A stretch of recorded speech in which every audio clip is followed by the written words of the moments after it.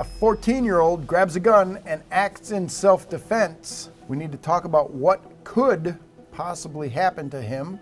But first, I'll let you know that we have a gun giveaway going on. It's happening right now. It's absolutely free, and it ends really soon. So click the link in the description down below to see which brand new gun you could win.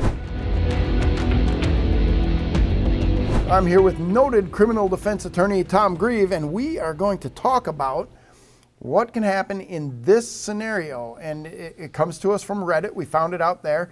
And this young man shares his story. I was staying with my grandfather while my parents were out of state and woke up to a noise coming from upstairs, the main floor. I was in the basement. And I just knew it wasn't my grandfather. He has hearing damage from Vietnam, and it didn't even wake him up, but there was banging around and heavy footsteps. I was in a room with a gun cabinet, so I grabbed a shotgun and went to check it out. When I got up to the top of the stairs, I saw a guy in the living room going through stuff, so I pressed the safety and said he needed to leave. He turned around and saw my unthreatening, scared as shit 14-year-old self and told me, just go back downstairs and mind your own business. So I repeated myself. He turned around and started walking towards me with something in his hand, so I fired. At this point, my grandfather was very much awake and came out of his room and told me to look away and call the police. Thankfully, due to all the factors of him being a repeat offender, having a weapon, my age, the castle laws, it didn't go any further than the police coming and asking me questions. It messed me up for a while, and I still think about it often, but I got over it and realized that as unfortunate as it was, I didn't have a whole lot of options at that point. Tragic story, not only about what happened, but about the aftermath for this youngster as well. But in the face of a lot of people talking about keeping guns out of the hands of kids, here we have a story about a kid who used a gun effectively in defense of the home against an armed intruder. And like he said here, castle doctrine and other things came into play, but how much of a problem is that if an underage person gets hold of a firearm? I mean, it can be a tremendous problem depending upon the state that you're in, the jurisdiction you're in, misdemeanors, felonies, you name it. Now, generally speaking, those laws, generally speaking, we've got a lot of crazy states doing a lot of crazy things right now, Kevin. But generally speaking, those laws are keyed to the ability to gain access as well as gaining access. In this particular case, there would probably be some sort of necessity defense that if Grandpa were to be charged for this, Grandpa would say, look, he had a necessity. The prosecutor's pushback would be, you didn't have a necessity to store it in a place where he could access it. Right. And finally, last time I'm doing this, the defense reply to the reply is, the crime isn't the access, the crime is actually taking possession, and that would be the necessity defense to that. And way back in the old days, before there was concealed carry permits in the state of Wisconsin, as a law enforcement officer, if you had a concealed firearm and you used it legally, the least of your problems was that you had a concealed firearm. And if you used it illegally, the least of your problems was that you had a concealed firearm. So in this case, yes, Grandpa did not restrict access to the gun, but it also speaks well to having a kid who is probably trained in some sort of gun safety, or at least gun operation, to know how to use the gun and make it work and things of that nature. Now, taking away his age and everything else, we've got an intruder in the house. The kid said there was something in his hand and he shot the intruder. To me, that does sound pretty cut and dry. What I'm doing is I'm putting on my prosecutor hat to try to see if I can kind of get a crowbar underneath that. Based on the story as we have it, it does sound pretty cut and dry to me. Yeah. Now, we don't have access to the forensics or anything like that to show what would be the distance or anything. Was he shot? It sounds like he was advancing towards him. I mean, as long as that's the story he told and he stuck to it.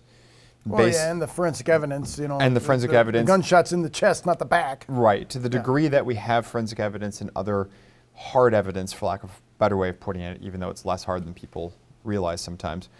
Yeah, I mean, it does sound pretty cut and dry. My concerns would be that, just being realistic, he described himself as a scared as shit 14-year-old. I don't know how well many, or some scared as shit 14-year-olds are going to deal with officer interrogations and so forth. Yeah. Now, since he didn't go into the fact that he had a 12-hour interrogation where they dragged him over the coals over and over and over again, I am taking that to mean that the officers were sympathetic to him and treated him, for lack of a better way of putting it, with kid gloves, which is fantastic to hear. Yeah. Like, I am firmly on the kid's side in this story, just so there's no confusion on that. However, not every kid in that situation is going to be treated with similar, let's say, professional courtesies, as it sounds like he was. They could drag him through the coals. You could have different detectives or different officers asking the same questions over and over and over again. Invariably, most people, I don't care if you're 14 or if you're 44 or whatnot, most people are going to introduce slight differences in their story as the hours and the tellings wear on. And then to what degree do those differences and variations create problems, weaknesses, cracks, and holes? That's the conversation you start to have. Yeah, and now just so that people can, I'm sure the question is going to be asked, if the cops are asking a 14-year-old questions, should there be an adult? Does there have to be an adult there during the interrogation of a minor? The answer is it depends. Okay. But here's what it specifically generally keys to. If the minor is the suspect, no. If the minor is a victim or witness, yes. Okay. Again, check your local listings. That seems to be generally how the law breaks down. Yeah, and we're looking at this too where the kid said clearly he was terrified. And typically when you're terrified, you might be a little bit slow or not making really good decisions. Everything fell his direction. Had the bad guy dropped whatever he had in his hand, maybe it was a candlestick or ashtray or whatever he was going to steal from the house, and turned to try to run, and the young man fired, we got a whole different ball game, don't we? Whole different ball game, and a whole lot of people saying, what if? Yeah. What if he hadn't gone upstairs? What if he hadn't had the gun? What if he had gone back downstairs? What if Grandpa had secured it? You've got a lot of people going through the rest of their lives saying, what if? And to be clear, I am not trying to advocate for changes in laws when I say that. Yep. While my heart goes out to the young man who was involved in this situation, sounds like he absolutely did the right thing under those circumstances, and I'm glad that he had the bravery and the swiftness of action to make what sounds like the right call. But for every story like this, there's some that go differently for various reasons, whether that's because the bad guy turns to run, and it doesn't matter if we're talking about a kid or an adult. You negligently discharge into the person, you intentionally discharge into the person's back. The person advances on you, you pull the trigger, click, you forgot to turn the safety off, the bad guy takes the gun.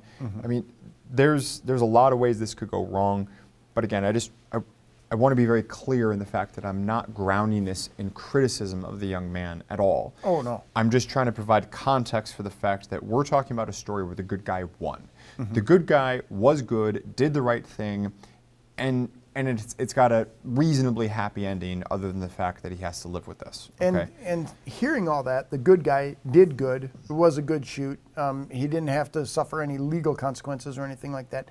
It is still a confusing story, and it still gets to the point that all of these incidents could go one way or the other, and everything has to fall just right to make sure, one, you survive, and two, that you survive the aftermath, and not just the legal. Like the kid said, and he just touched on it, it messed him up. This is a grave thing that people do when they pick up a firearm to defend themselves, and it's something that they carry with them forever.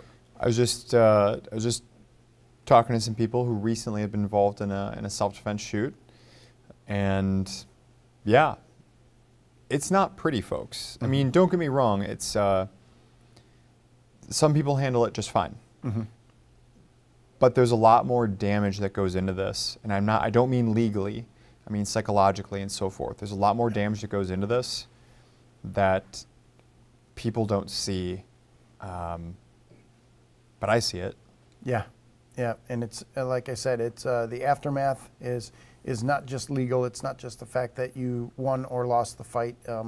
It's something people carry with you. So thanks again for your insight, Tom. Always a pleasure talking with you. Folks, thanks you for watching all the way till the end. And I'll remind you again, we got that gun giveaway going on. So click the link in the description down below to see which brand new gun you could win.